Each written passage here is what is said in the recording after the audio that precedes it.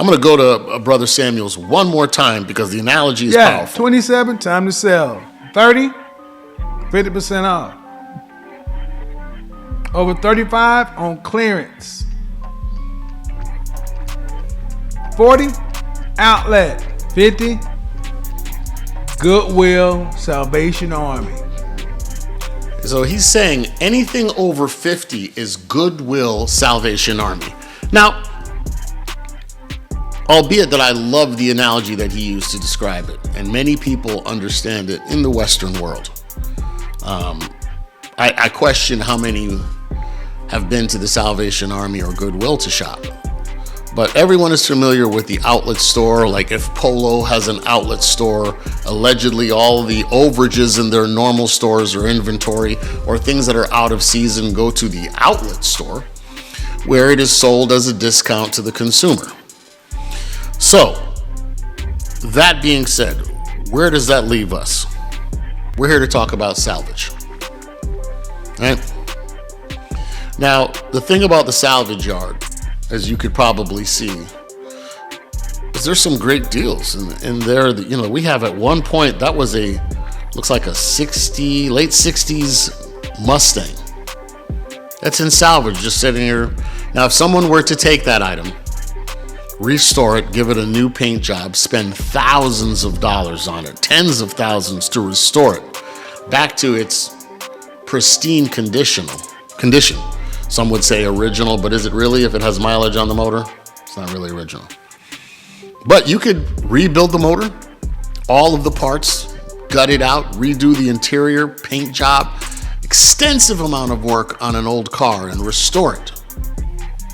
It's still a 67 on the title, 1968 on the title, and it is called an antique. And you can get a license plate for that. What's amazing is that you are still expected people will sell that for modern prices.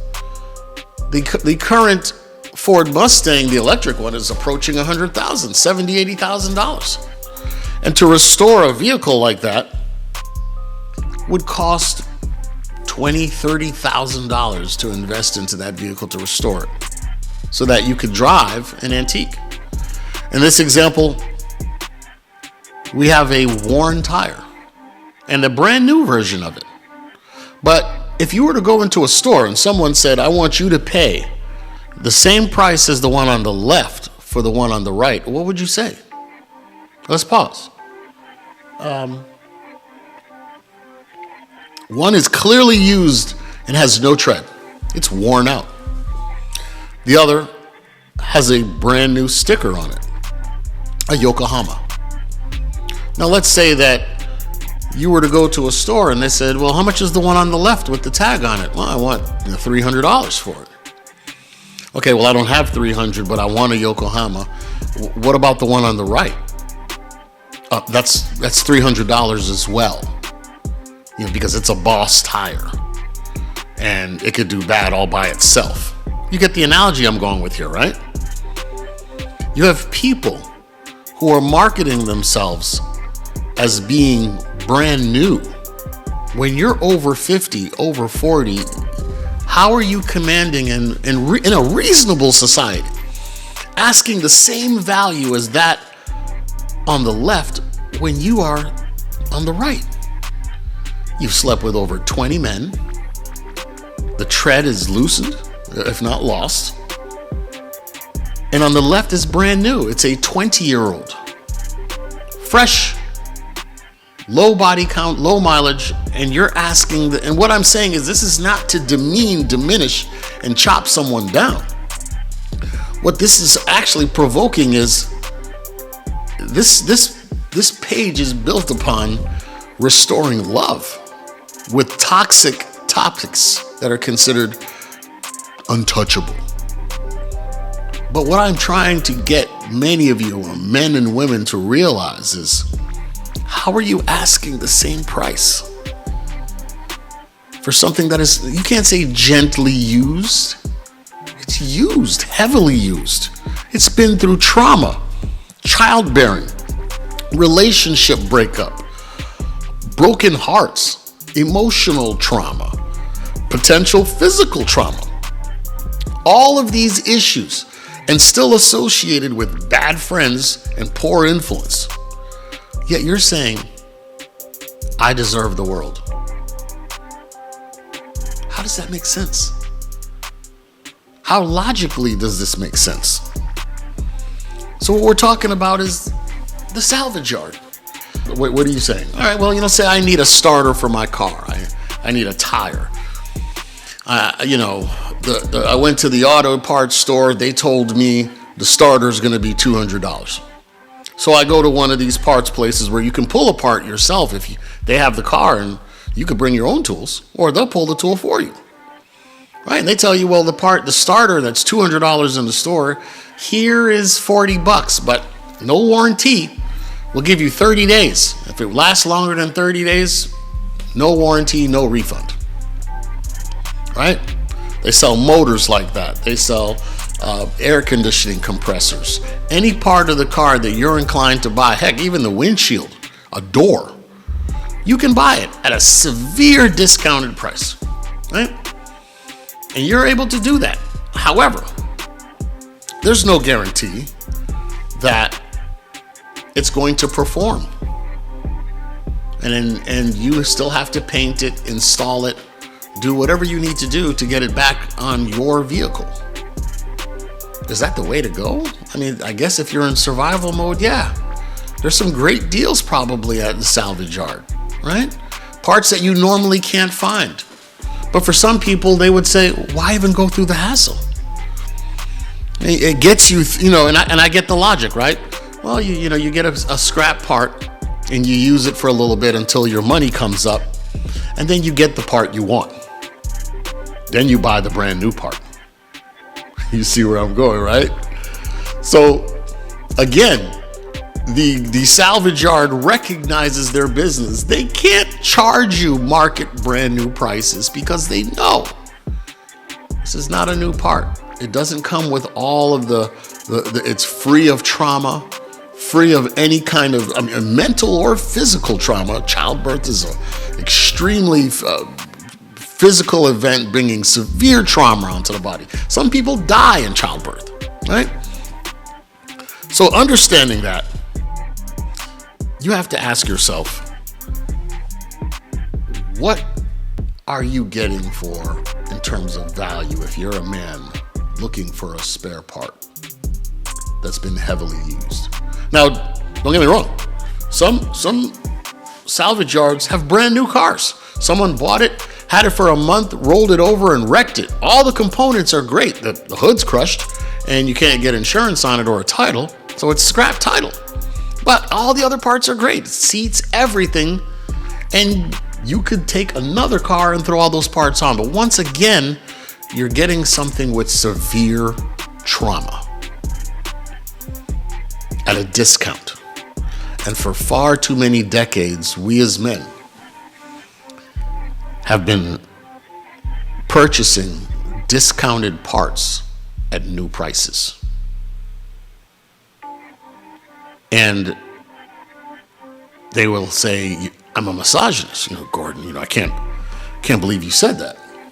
This is horrible. These women have been through it, but they're survivors. They rose through the ashes like a phoenix. But is that my liability to take on as a man? The worst, the most broken, is there an award for that? And then when that part leaves you, or that person leaves you, who's the fool? You are. Everyone says, why did you pick her? You're the dummy. You knew that it had all of that trauma on it, but you still went ahead and took it, didn't you? Because you saw it was pretty. What do they say? Belle Biv DeVoe, never trust a big butt and a smile. That girl is poison. This is a tough awakening, and what's happening right now in the manosphere is the message is getting across. Young minds, for me, I want to prevent young men from making the same mistakes I did. There's a way that you should live your life, and you should enjoy your life, gentlemen, and have the best and the most fulfilling life possible. And it doesn't come with taking salvaged parts. You deserve a new car free of any trauma, that you can expect 100,000 miles out of it. You deserve that. Why would you settle for less? You see, but we've beaten them into saying that you should take the scraps. And you know what Brother Samuel said when he was saying Salvation Army, Goodwill. He's saying that's the sexual marketplace value. And you need to treat it as such. And it sounds bold, but it's real. And if someone came to me and said, listen, I'm not the brand new model, but here's what I can do. I know that, you know, I may not have as many new parts and trauma, but I've worked on myself. I've gotten some help, and I just want to submit to you. I want you just to take charge and be there for me. I recognize my role, and that's what I want to be for you. That makes it really hard when a woman comes to you like that, acknowledging all of the issues, because listen, as a man, you should know what you're walking into. You know, she's over 40, 50, that you got options that are in the 20s, 30s, that don't. You ever look at some of these dating sites and the older women don't even smile? They've been through so much trauma. It's like the young girls full of innocence, happy, right? And it's like they've been through so much, and they're so skeptical that you have to argue. I'm not the one. I'm not the person who did that to you. I'm not trying to hurt you. They've been through so much, and they're still skeptical, and they're still in protective mode. And then when how many of them, and it's very rare because they do exist, how many of them say, you know what, we didn't work out. I don't want your money. We had some good times and we had some bad. And no child support, no alimony. You know what? I'm just gonna live my life. How many of them do that? Instead, they turn the cord into a punitive measure. And that's because you took salvage parts. I've yet to come up with my full analogy, but Kevin talked about what the brand new store is. You know, when you're going to the high-end store, then you hit Marshalls and TJ Maxx. You know, Saks Fifth Avenue, Neiman Marcus, that's 20s. All the way to when you get to the Goodwill and Salvation Army over 50. It's tough out there. I've spoken to women who've messaged me, and they're just like, it's really hard as an older woman dating. What you're saying is right.